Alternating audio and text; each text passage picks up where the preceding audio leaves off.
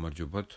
ეს ფოტო დევს ინტერნეტში და მოთხრობა არის ასეთი, რომ ამ პიროვნებამ ჩეხმა ეროვნებით იყიდა მიგდებული, დანგრეული ძველი ციხესიმაგრე, აღადგინდა ის და ცხოვრობდა.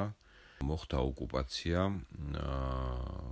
გერმანიის მხრიდან, ჰიტლერის მხრიდან და ეს პიროვნება გავიდა გზაზე თავისი ესეთი აღჭურვილობით, შუა საუკუნეების აღჭურვილობით და წინ გადაუდგა ტანკების კოლონას. ზოგადად ასეთი რაღაც მოთხრობები ახასიათებს ომიანობას, როდესაც ერთი პიროვნება რაღაც გმირობის ფასად შეუძლებელ რაღაცებს აკეთებს. მაგალითად მე მახსოვს რუსულ ინტერნეტ სივრცეში იყო როგორ გადაუდგა ვიღაც რუსი ჯარისკაცი ქართულ კოლონას და გააჩერა ქართული კოლონა ერთმა ტყვეან ფრქვევი უკავია ხელში ამ პიროვნებას. და მსგავსი ალბათ ყველა ომს ახასიათებს. მაგრამ მე მინდა გესაუბროთ სხვა რამეზე. იქ კომენტარები წავიკითხე და იქ რაღაც წერია რომ აი რუსები რო ყოფილიყვნენ ამას იცით რას უზამდნენ, აი ტანკებით გადაუვლიდნენ და ასე შემდეგ, ხო? ნუ არ ვიცი ახლა რუსები იმ დროს საბჭოთა ჯარი რას უზავდა ამ ჩეხს. როგორც ვიცი, ჩეხოსლოვაკია საბჭოთა ჯარმა გაანთავისუფლა. ნუ ჩეხეთი თუ ერთად იყვნენ მაშინ, თუ მერე შეიქმნა, უკვე მნიშვნელობა არ აქვს.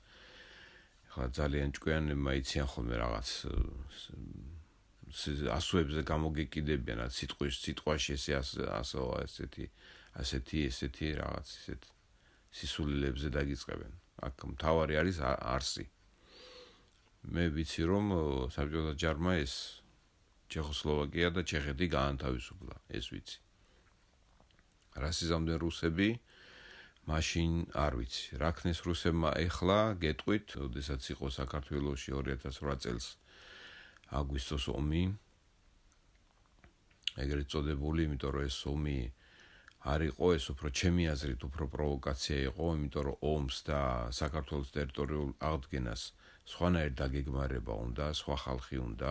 ეს იყო ჩვეულებრივი პროვოკაცია, რასაც ქართველი ხალხი შეეწირა და ჩვენი ბიჭები დაიღუპნენ.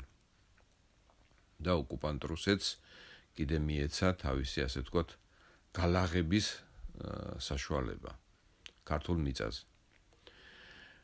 და მე ვიცი რომ როდესაც მე მათ შორის აი ეს გზა როა ეს ავტობანი ეს ჯარი გაშლილი იყო მთლიანად და ბრუნდებოდი თბილისში, იმიტომ რომ ბრძანება იყო თბილისში დაბრუნების. ცაში დაფრინავდნენ, ნუ მაშინ ცამთლიანად რუსების იყო, ხო? ცნობილი არის, ვიცით. და არავინ არ გბომბავდა. მიუხედავად იმისა, რომ ერთი გადაფრინა ალბათ რამოდენიმე ათასით გაზრდიდა იქ მსხვერპლს, ჯარი მოდიოდა რა, ასე ვთქვათ, გაშლილი, არც იმალებოდნენ და არაფერ ჩვეულებრივად მეც იგოეთამდე ფეხით ვიარე, თუ გაინტერესებთ გეტყვით.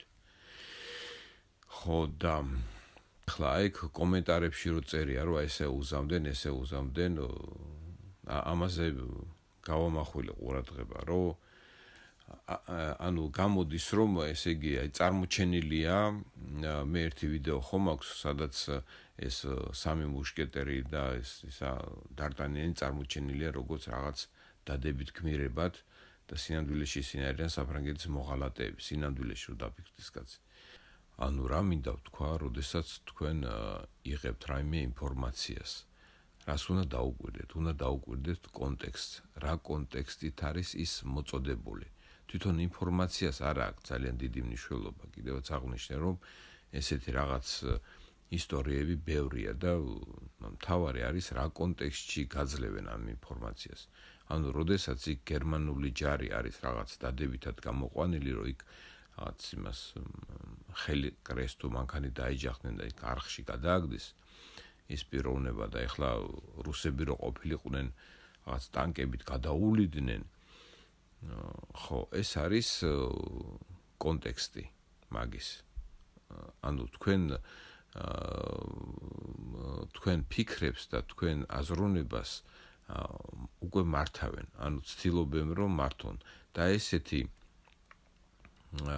მცირე ინფორმაციები, რომელიც მოდის ერთი და იგივე კონტექსტით, აი ესე წვეთ-წვეთად ემატება და ქმნის საზოგადოებრივ აზრს.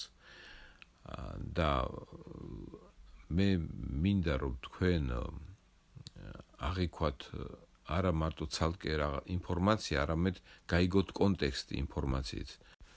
გამოიწერეთ არხი, გააზიარეთ არხი, გაიგეთ უფრო მეტი და გვირდებით რომ ჩემთან ერთად თქვენი აზროვნება და ფიქრები უფრო საინტერესო გახდება.